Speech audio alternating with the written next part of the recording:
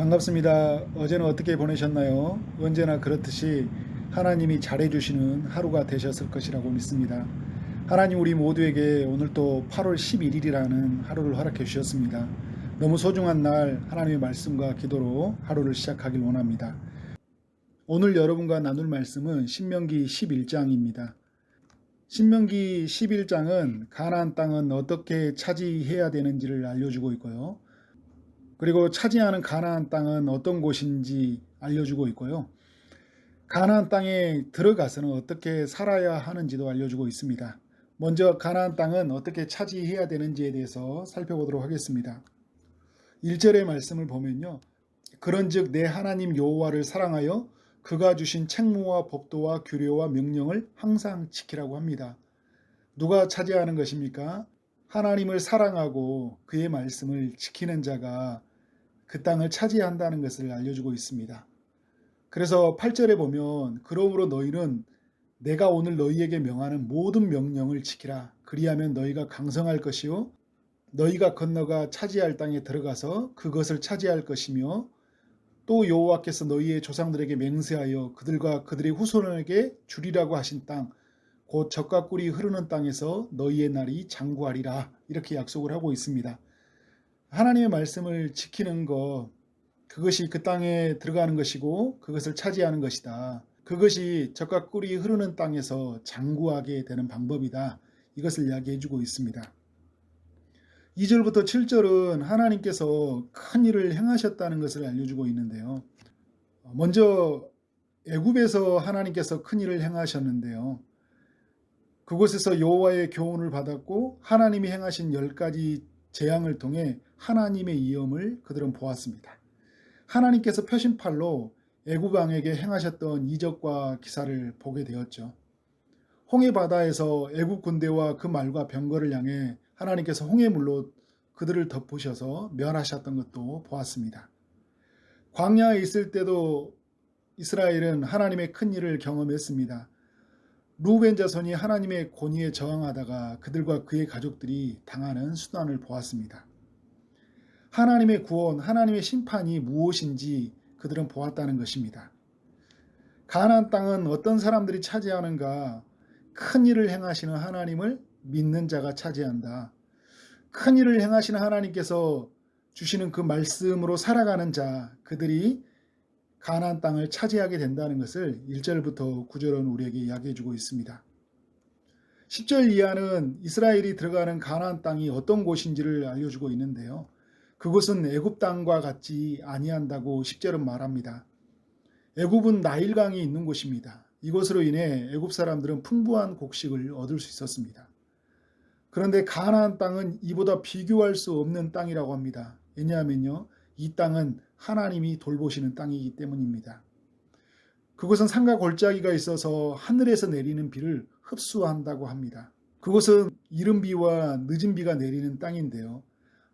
하나님의 말씀을 청종하고 마음을 다하고 뜻을 다하여 하나님을 사랑하고 섬기는 자에게 이런 은혜가 주어진다고 합니다.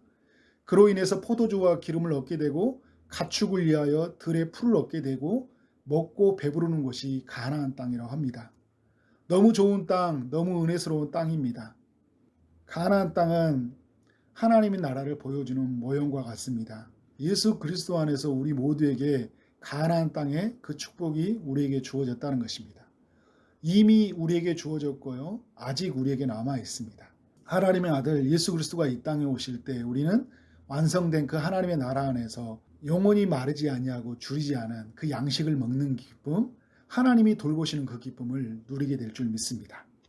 세 번째, 이 가나안 땅에서 이스라엘은 어떻게 살아야 되는지도 알려주고 있는데요.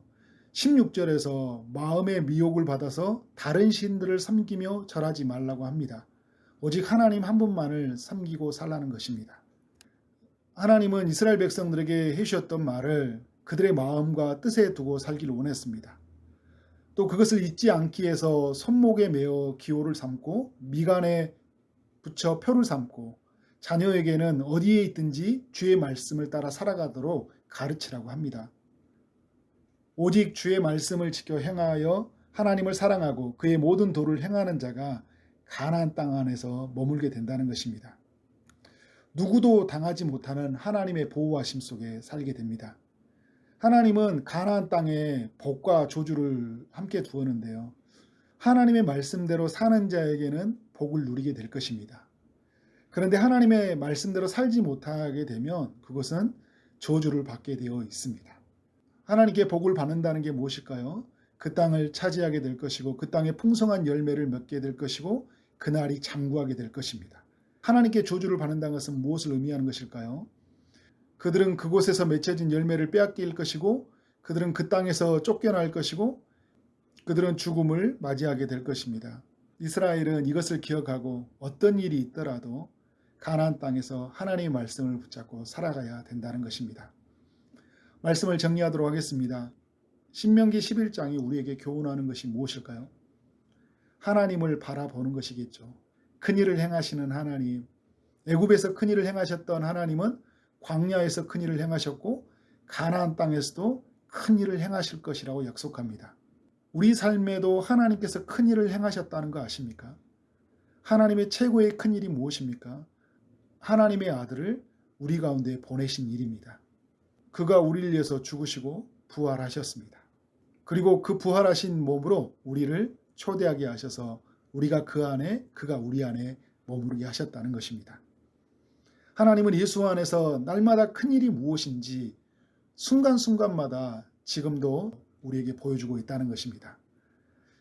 여러분, 이보다 큰 일이 어디 있습니까? 이보다 좋은 뉴스가 어디 있습니까? 그래서 여러분, 우리를 굿뉴스, 복음을 받은 자라고 이야기합니다. 그래서 여러분, 우리는 어떻게 살아야 됩니까? 우리는 큰일을 행하시는 하나님만을 바라보고 살아야 됩니다. 하나님께서 보내신 그의 아들의 말을 우리는 날마다 듣고 살아야 됩니다.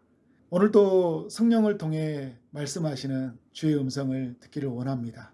초지동산교회는 하나님의 말씀으로 시작하고 하나님의 말씀으로 연결되고 하나님의 말씀으로 세워져가는 공동체입니다. 오늘 주신 말씀을 기억하며 승리한 하루, 평생의 삶이 되기를 주의 이름으로 축원합니다. 아멘.